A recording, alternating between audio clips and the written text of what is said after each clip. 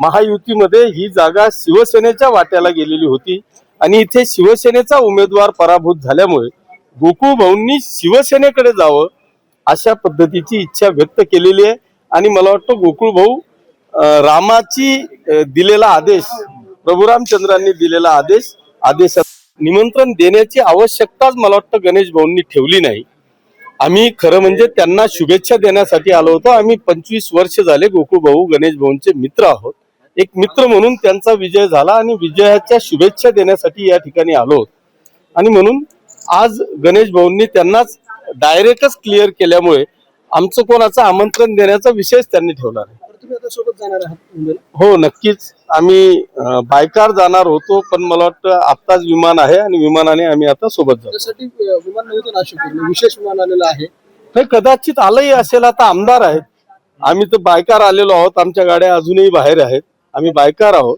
जर विमान असेल तर बरं आहे, आम्हालाही त्यांच्यामुळे विमानाची सफर मिळेल। निरोप काय म्हणजे काय निरोप आहे? निरोप नाही, मी तुम्हाला पहिलेच सांगितलं की मी आमचे ते मित्र आहेत, त्यांनी मित्राचा विजय झाल्यामुळे त्यांना शुभेच्छा देण्यासाठी आज खरं म्हणजे अधिवेशन होतं आणि अधिवेशनाला बायकार मी इथून जात असताना मध्येच निकाल लागला आणि निकालाच्या शुभेच्छा देण्यासाठी मी त्या ठिकाणी योगायोग आहे म्हणजे योगायोग राजकीय की नाही, मैत्रीपूर्ण। सगळं त्यांनी चित्र क्लिअर केलेलं आहे, नेमकं काय क्लिअर केलेलं आहे?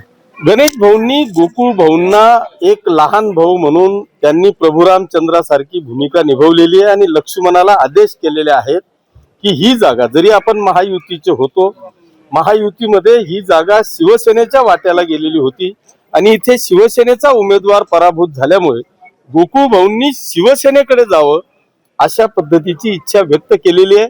आणि मला वाटतं गोकुळ भाऊ रामाची दिलेला आदेश, प्रभू रामचंद्रांनी दिलेला आदेशाचं पालन 100% करतो। तुम्ही आता काय हनुमानाच्या भूमिकेत आहात का निवडून घेऊन चाललाय?